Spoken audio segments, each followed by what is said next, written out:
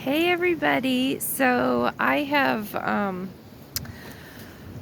we got our cow in 2 weeks ago, I think. And it was quite a feat to fit everything into the freezer. It was like playing Tetris.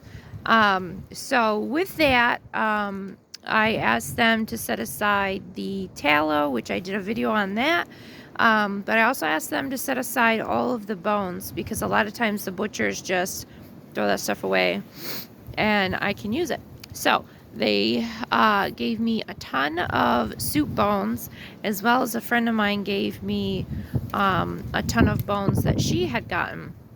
So the last couple days I've been making bone broth. There's two different ways to do it. I'll do a separate video when I make my next batch of how to actually make the bone broth, but today I'm outside canning it. Canning with a pressure canner on a wood stove is not a fun experience. I haven't even tried it, but I can only imagine how much of a nightmare it would be. So I have this double burner that we've had for a couple of years now.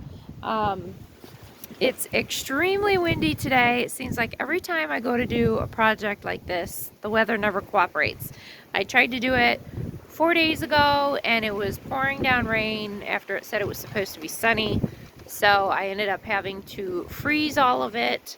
But today I am pressure canning. I've kind of got things set up to kind of block the wind. It seems to be working pretty well so far. So I use my big Presto 23 quart pressure canner. Once there's a steady flow of steam, I will put the pressure regulator on. For our altitude, we need to be about 11 pounds of pressure for 25 minutes for quarts of bone broth. So I will be out here in the wind waiting for it to go. I do the hot pack method. So I have my big canner, water bath canner here full of broth. I heat that up so that it's nice and hot. While the pressure canner is heating up, I've got my jars in there. So you want your jars hot, your lids hot, your rings hot, and, excuse me, your liquid hot. So I keep the cans right in there, the jars right in there, and I use my little funnel. The rooster is very talkative today. And I put the broth right into them. I wipe down the tops of the jars as well as the lids. I put the lids on. And like I said, once there's a steady flow of steam, I'll put the pressure regulator on, the little weighted thing. I just put it in my pocket. So this thing goes right over that. And then that will start the pressure going up. And like I said, I want it around 11 pounds. So I'll have to adjust kind of the burner a little bit to keep it at the steady 11 pounds. Once it's at 11 pounds is when your timer starts. So it'll be for 25 minutes. And depending on where you live, depends on the amount of pressure. So for us, it's 11 pounds. We are in Redfield, New York. So, yes, so that is what I am doing today. I'm also putting together some sourdough bread, which I take all day to make it, and then tomorrow is baking it. So, yes, so I'll do another video of how I make my bone broth, probably next week. Today's Friday, so next week. I will do that, make a video of what I put in it, how much I put in it. I'm not a very good recipe follower. I've kind of said that before in some of my videos. I try to, but I don't. I follow the technique and stuff like that. It depends on what the recipe is. You know, if you're making like custard and things like that, I'll follow the recipe. But for bone broth, it's really hard to mess up the actual recipe. So there's two different ways to do it. I used to do it kind of the old-fashioned way, which was you put your bones in there and your water in. And then you cook it on this slow simmer, not a boil, a slow simmer for like 10 to 12 hours. And then I was talking to my mom, and she had said that she does it in her Instapot for an hour and a half. Now it's smaller batches because I think my Instapot holds 8 quarts. Usually I do it in my big pots here, which are about 23 quarts. But it's a whole lot easier and faster in an Instapot or a pressure canner. You put it in there for about an hour and a half, and it comes out. The whole reason why you do it so slow and long is you want all the minerals, all the good collagen and everything to come out of those bones, because that's what you're after when you're making a bone broth. It's very, very nutritious, very good for you. Okay, so real quick before I go on, we have a steady flow of steam coming out.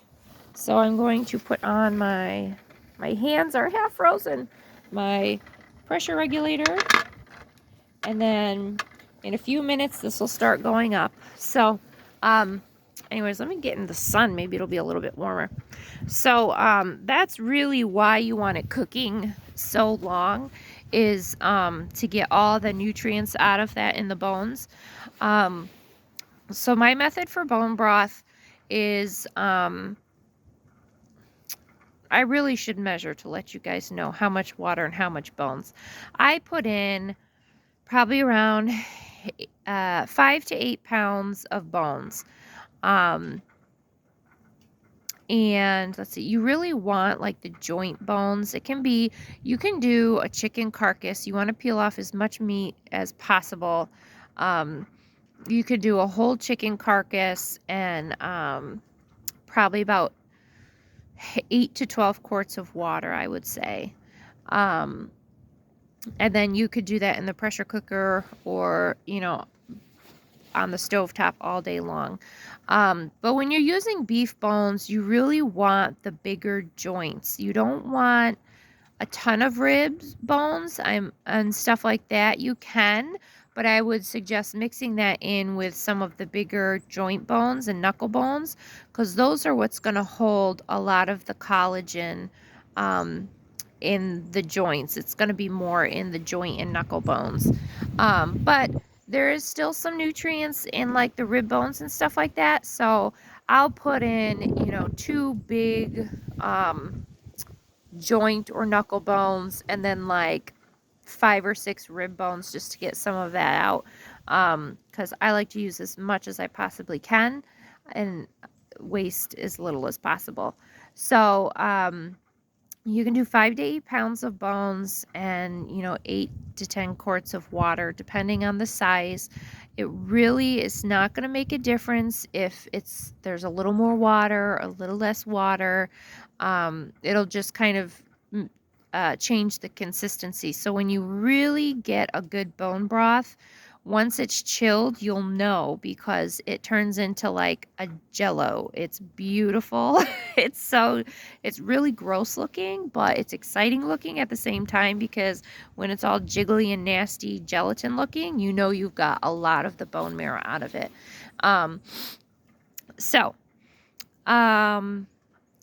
This last batch I did in the pressure cooker because it was just so much easier than watching it and keeping the wood stove going all day long. So I put it in my Instapot for an hour and a half. I fill it up to the max fill with water and the bones. You want cold water to start with probably about 2 to 3 tablespoons of apple cider vinegar with the mother.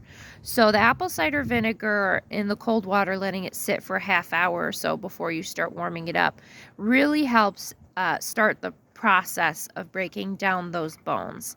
It also adds a nice flavor, a more depth of flavor to your bone broth. So I will add the water, the bones, the apple cider vinegar, let it sit for a half hour. Then I will add 1 bay leaf.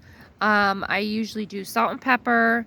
If I have some herbs laying around, some fresh herbs, it really flavors it wonderfully. You can use dry herbs. You don't even have to add herbs if you don't want to, like thyme, sage, rosemary.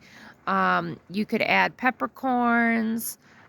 You could, let's see, for vegetables, you don't have to add vegetables, but if you're like me and you buy celery and carrots with good intentions of eating them, and then they go yucky and floppy, now would be a good time to use them. So you don't want them moldy, obviously, but even if like the celery's wilted over, there's still some nutrients in there.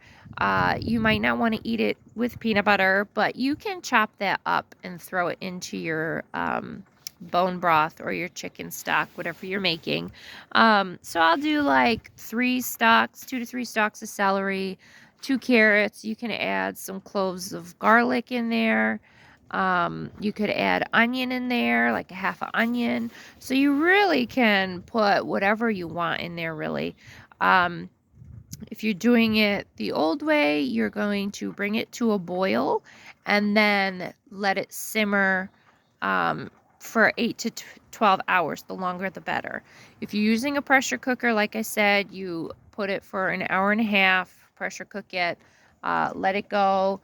An important thing that apparently some recipes don't include, it's a very important step, is after it's all done and cooked, when it's cooled enough that you can manage it, you're going to want to strain it. What I do is I have a big colander and I put my cheesecloth in there. I pour it through, to collect all the bits and vegetables and everything.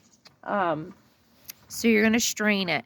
After that, it's very important that you put it in the fridge or somewhere cold for it to get cold.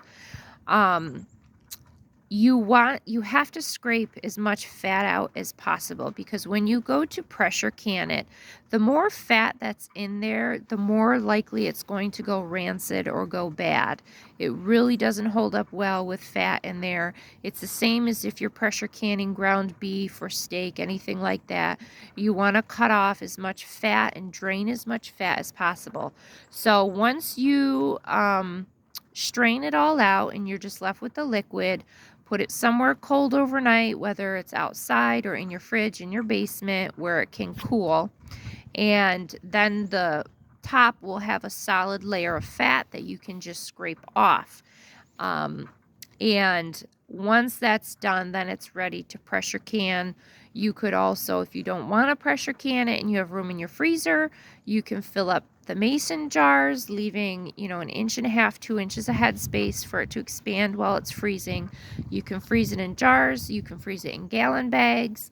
If I have room in the freezer, I'll put it in gallon bags, lay them flat, so that way they freeze nice and flat, and then you can go back later and just stack them up, and it saves space better. Or you could just use it right away, whatever you want to do. So that's kind of what I do for making my bone broth. We just hatched some chickens, so I'm sure a couple of them are going to be roosters. So we're going to raise those roosters to not quite full grown, to just about full grown, and then we will end up probably butchering those for dinner. And then I'll use their carcasses for making some chicken broth. But I use the broth all the time when I am using making like a roast or something like that in the Instapot or the oven. I'll grab a can of broth, because you always need to add water to your Instapot or pressure canner. So I'll use that broth. And when I'm roasting, I use it as a base for a lot of my soups. When we're sick, I will force the children to drink it because it's very good for you. So, yes, let's take a look at the pressure canner. It's been going for a little bit. Sometimes it takes a while. All right, so we're not quite up to 5 pounds of pressure. One trick I learned is just before it gets to where you want it to be, it's important to turn the heat down. Otherwise, you're waiting for it to come down. You want it to stay at a steady 11 pounds of pressure if that's what you need. So when it gets to about 9 pounds of pressure, I turn the heat down a little bit, because it'll continue to go for a few minutes, and then I have to kind of adjust the burner back and forth to get it the spot where it's going to stay at 11 pounds of pressure.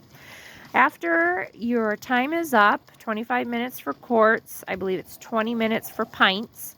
Once that timer is up, you want to turn off the heat. I would say, sometimes they say go ahead and remove the canner from the heat, but when you have quarts in there and they're full of liquid and your pressure cooker's heavy to begin with and it has water in there as well, it can get really heavy, and you don't want to be sliding the pressure cooker back and forth because it'll scratch the surface of not only your pressure canner but whatever you're cooking on. And I'm just not in that much of a hurry, so I will just turn the burner off. I'll leave it on there. I'll let it depressurize by itself. If I'm in a hurry, I will use a wooden spoon or something to push that down gently and let it escape slowly. Don't ever use your hands because the steam will burn you. And don't ever open the lid when it's still pressurized. I'm sure most of you know that, but just a reminder. So that is that. I guess I will talk to you guys later.